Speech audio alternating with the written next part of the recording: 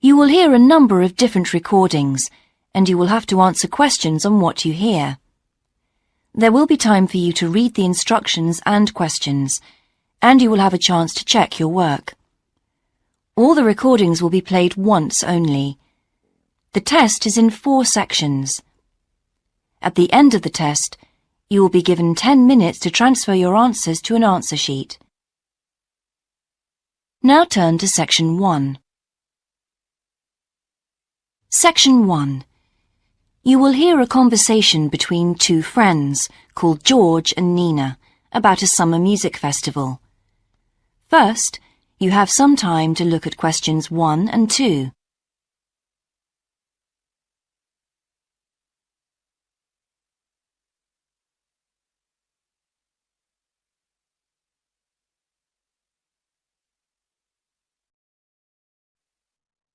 Now we shall begin. You should answer the questions as you listen, because you will not hear the recording a second time. Listen carefully and answer questions 1 and 2. Hi, George. Glad you're back. Loads of people have phoned you. Really? I felt just like your secretary. Sorry. I went into the library this afternoon to have a look at a newspaper and I came across something really interesting. What? A book? No, a brochure from a summer festival, mainly Spanish music. Look, I've got it here. Spanish music? I really love the guitar. Let's have a look. So what's this group, Guittarini? They're really good. They had a video with all the highlights of the festival at a stand in the lobby to the library, so I heard them. They play fantastic instruments, drums and flutes and old kinds of guitars. I've never heard anything like it before. Sounds great. Okay, shall we go then? Spoil ourselves? Yes, let's. The only problem is there aren't any cheap seats. It's all one price. Well, in that case, we could sit right at the front. We'd have a really good view. Yeah, though I think that if you sit at the back, you can actually hear the whole thing better. Yes. Anyway, we can decide when we get there. Before you hear the rest of the conversation, you have some time to look at questions 3 to 10.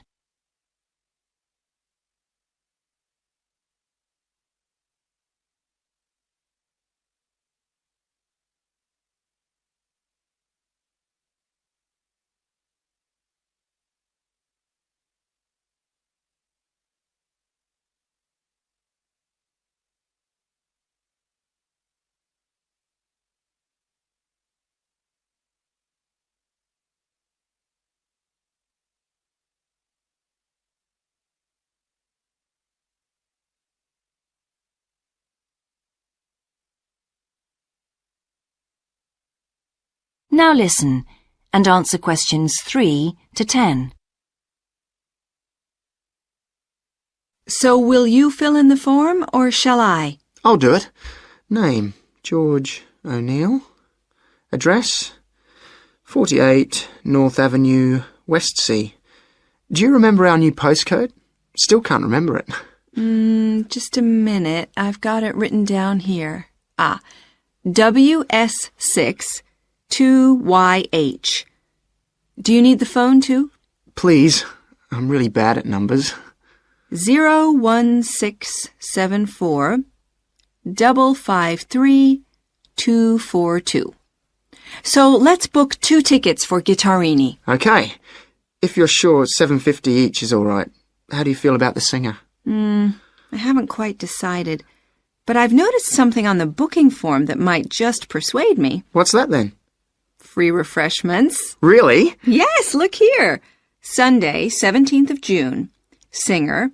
Ticket, £6, includes drinks in the garden. Sounds like a bargain to me. Yes. Let's book 2 tickets for that. So, what else? I'm feeling quite keen now. How about the pianist on the 22nd of June? Anna Ventura? I've just remembered that's my evening class night. That's okay. I'll just have to go on my own. But we can go to the Spanish dance and guitar concert together, can't we? Yes, I'm sure Tom and Kieran would enjoy that too. Good heavens, £10.50 a ticket. I can see we're going to have to go without food for the rest of the week. We'll need to book 4. Wish we were students. Look, children, students, and senior citizens get a 50% discount on everything. If only. That is the end of section 1. You now have half a minute to check your answers.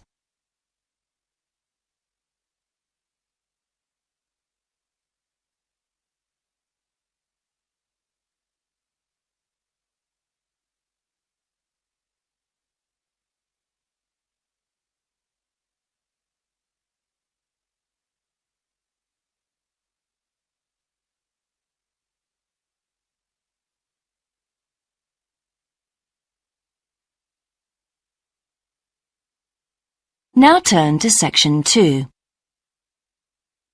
Section 2.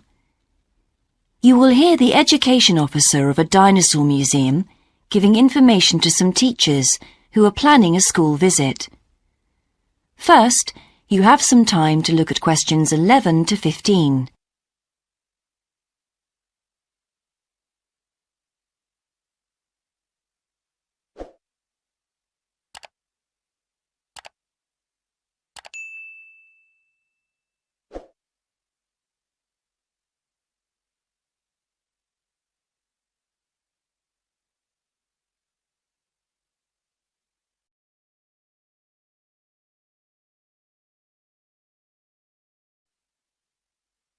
Now listen carefully and answer questions 11 to 15. Hello, and thank you for asking me to your teachers' meeting to talk about the Dinosaur Museum and to tell you a bit about what you can do with your students there. Well, let me give you some of the basic information first. In regard to opening hours, we're open every day of the week from 9 a.m. to 8 p.m. except on Mondays, when we close at 1:30 p.m. And in fact, the only day in the year when we're closed is on the 25th of December. You can book a guided tour for your school group any time that we're open. If you bring a school group to the museum, when you arrive, we ask you to remain with your group in the car park. One or more of the tour guides will welcome you there and brief you about what the tour will be about. We do this there because our entrance is quite small and we really haven't got much room for briefing groups in the exhibition area. As far as the amount of time you'll need goes, if you bring a school group, you should plan on allowing a minimum of 90 minutes for the visit. This allows 15 minutes to get on and off the coach, 45 minutes for the guided tour, and 30 minutes for after-tour activities. If you're going to have lunch at the museum, you will of course have to allow more time. There are 2 cafes in the museum with seating for 80 people.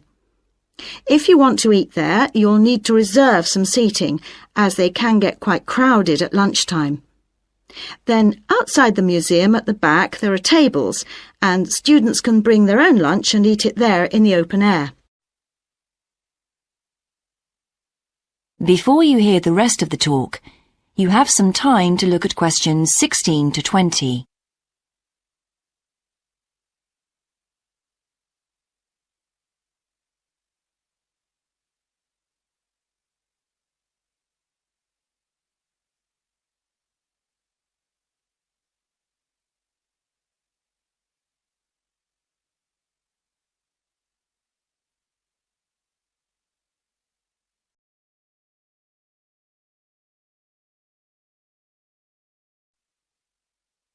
Now listen and answer questions 16 to 20.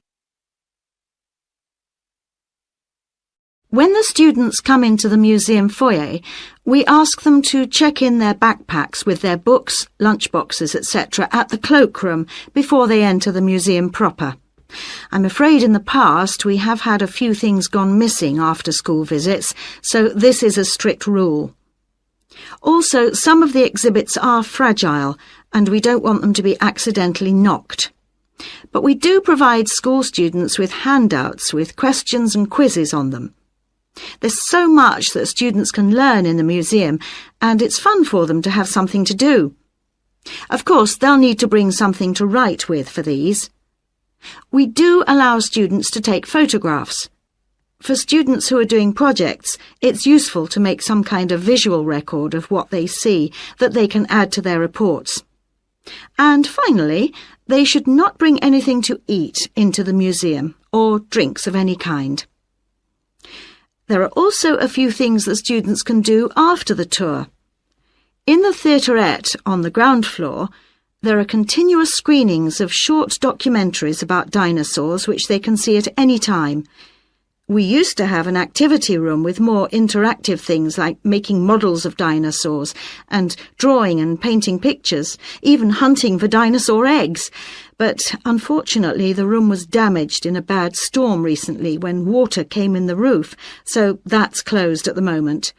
But we do have an IT centre where students have access to CD-ROMs with a range of dinosaur games. These games are a lot of fun, but they also teach the students about the lives of dinosaurs, how they found food, protected their habitat, survived threats, that kind of thing. And I think that's all I have to tell you. Please feel free to ask any questions if you would like to know anything else about. That is the end of section 2. You now have half a minute to check your answers.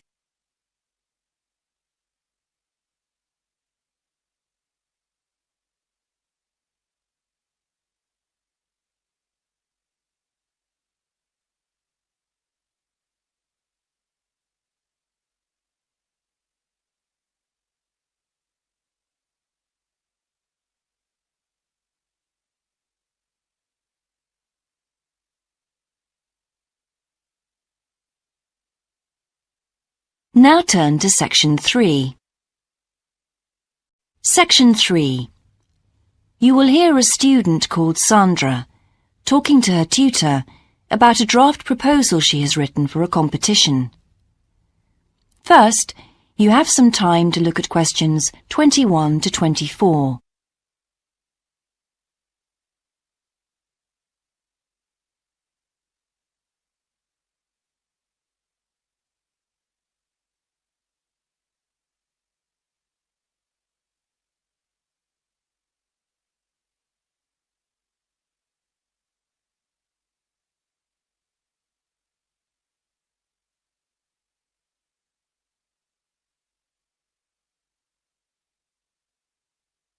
Now listen carefully and answer questions 21 to 24. Right, Sandra. You wanted to see me to get some feedback on your group's proposal, the one you're submitting for the Geography Society field trip competition. Uh-huh. I've had a look through your proposal, and I think it's a really good choice. In fact, I only have a few things to say about it, but even in an outline document like this, you really have to be careful to avoid typos and problems with layout in the proposal, and even in the contents page. So read it through carefully before submitting it, okay? Will do. And I've made a few notes on the proposal about things which could have been better sequenced. Okay. As for the writing itself, I've annotated the proposal as and where I thought it could be improved. Generally speaking, I feel you've often used complex structures and long sentences for the sake of it, and as a consequence, although your paragraphing and inclusion of subheadings help, it's quite hard to follow your train of thought at times. Oh. So, cut them down a bit, can you? Really? Yes, and don't forget simple formatting like numbering. Didn't I use page numbers? I didn't mean that. Look, you've remembered to include headers and footers, which is good, but listing ideas clearly is important. Number them or use bullet points, which is even clearer. Then you'll focus the reader on your main points. I thought your suggestion to go to the Navajo Tribal Park was a very good idea. No, I've always wanted to go there. My father was a great fan of cowboy films and the Wild West, so I was subjected to seeing all the epics. many of which were shot there. As a consequence, it feels very familiar to me, and it's awesome, both geographically and visually. So it's somewhere I've always wanted to visit. The subsequent research I did and the online photographs made me even keener. Before you hear the rest of the conversation, you have some time to look at questions 25 to 30.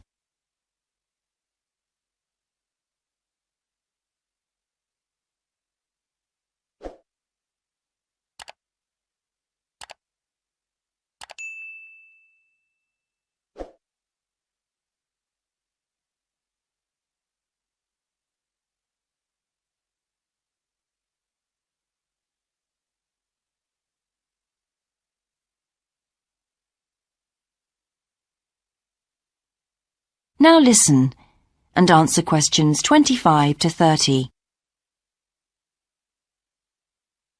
Interesting. Right, let's look at the content of your proposal now. Did you find it comprehensive enough? Well, yes and no. You've listed several different topics on your contents page, but I'm not sure they're all relevant. No? Well, I thought that from the perspective of a field trip, one thing I needed to focus on was the sandstone plateau and cliffs themselves. The way they tower up from the flat landscape is just amazing. The fact that the surrounding softer rocks were eroded by wind and rain, leaving these huge outcrops high above the plain. It's hardly surprising that tourists flock to see the area. Well, yes, I'd agree with including those points. And then the fact that it's been home to Native American Navajos and all the social history that goes with that. The hardships they endured trying to save their territory from the invading settlers.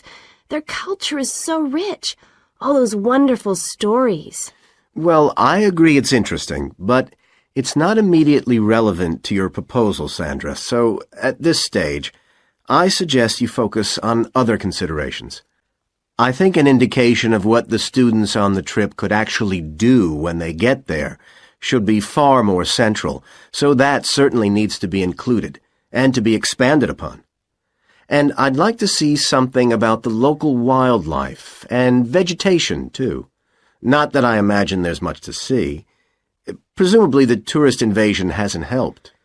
Okay, I'll do some work on those two areas as well.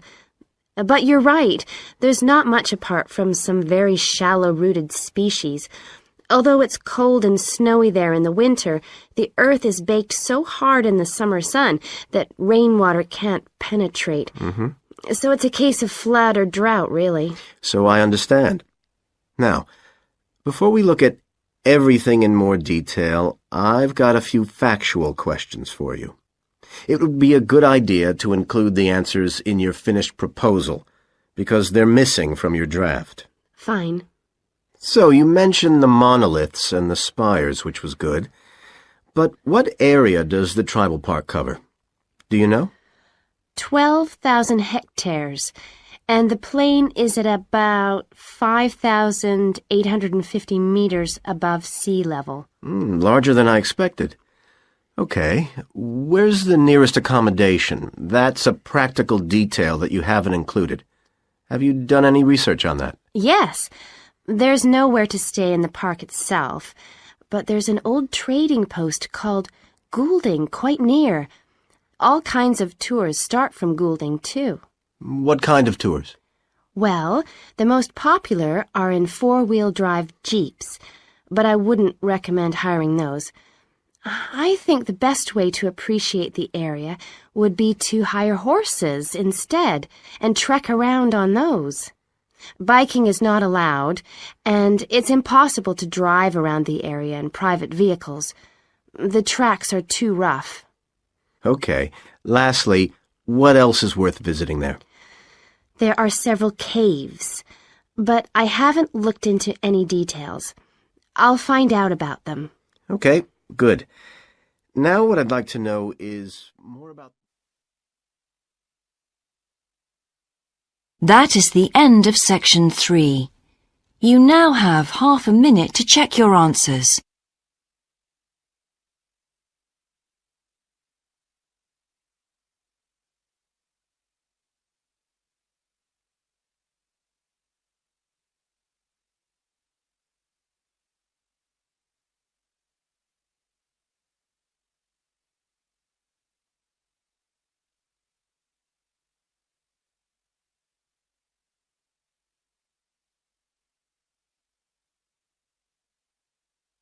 Now turn to Section 4.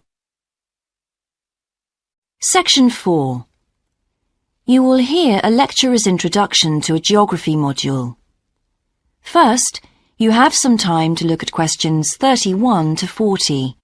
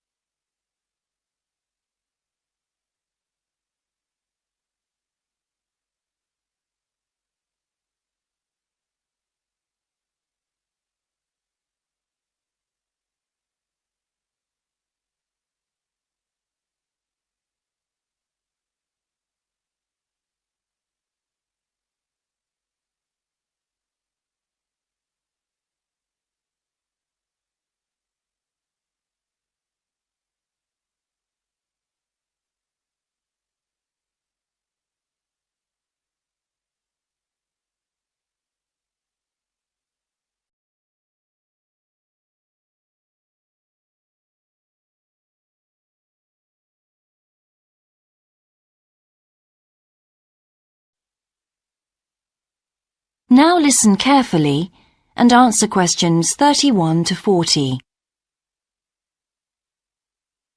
So, welcome to your introductory geography lecture. We'll begin with some basics. Firstly, what do we learn by studying geography? Well, we learn a great deal about all the processes that have affected and that continue to affect the Earth's surface. But we learn far more than that, because studying geography also informs us about the different kinds of relationships that develop between a particular environment and the people that live there. Okay, we like to think of geography as having two main branches. There's the study of the nature of our planet, its physical features, what it actually looks like, and then there's the study of the ways in which we choose to live and of the impact of those on our planet. Our current use of carbon fuels is a good example of that. But there are more specific study areas to consider too, and we'll be looking at each of these in turn throughout the semester. These include biophysical geography, by which I mean the study of the natural environment and all its living things. Then there's topography. That looks at the shapes of the land and oceans. There's the study of political geography, and social geography too, of course, which is the study of communities of people. We have economic geography, in which we examine all kinds of resources and their use, agriculture, for example. Next comes historical geography, the understanding of how people and their environments and the ways they interact have changed over a period of time. And urban geography, an aspect I'm particularly interested in, which takes as its focus the location of cities, the services that those cities provide, and migration of people to and from such cities.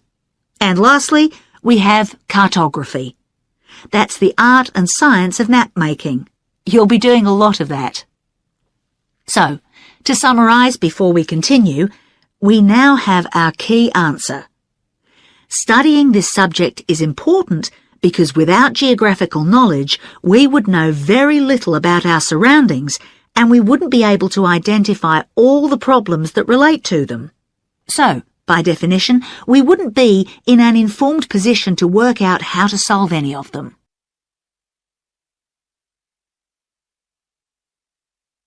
Okay, now for some practicalities.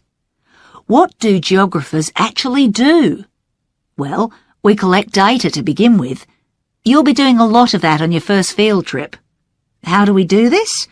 There are several means. We might, for example, conduct a census, count a population in a given area perhaps. We also need images of the Earth's surface which we can produce by means of computer generation technology or with the help of satellite relays. We've come a very long way from the early exploration of the world by sailing ships, when geographers only had pens and paper at their disposal. After we've gathered our information, we must analyse it. We need to look for patterns, most commonly those of causes and consequences. This kind of information helps us to predict and resolve problems that could affect the world we live in.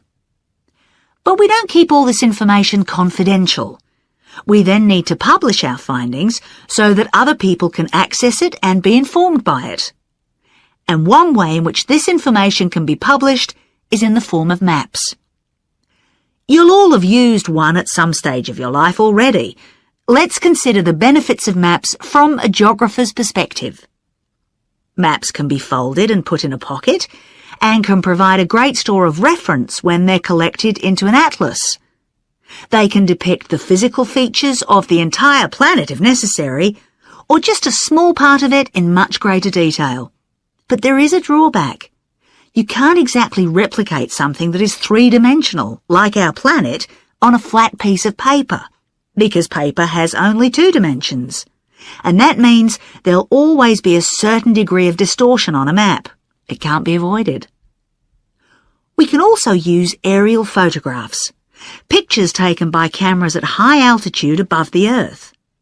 These are great for showing all kinds of geographical features that are not easy to see from the ground. You can easily illustrate areas of diseased trees, or how much traffic is on the roads at a given time, or information about deep seabeds, for example. Then there are Landsats. These are satellites that circle the Earth and transmit visual information to computers at receiving stations. They circle the Earth several times a day and can provide a massive information. You'll all be familiar with the information they give us about the weather, for example. So what we're going to do now is look at a short presentation in which you'll see all these tools. That is the end of section 4. You now have half a minute to check your answers.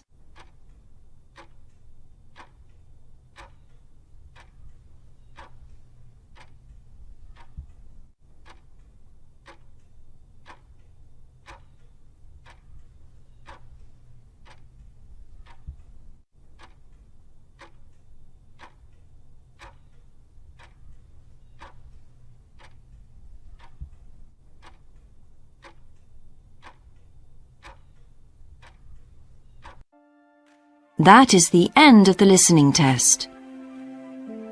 In the IELTS test, you would now have 10 minutes to transfer your answers to the answer sheet.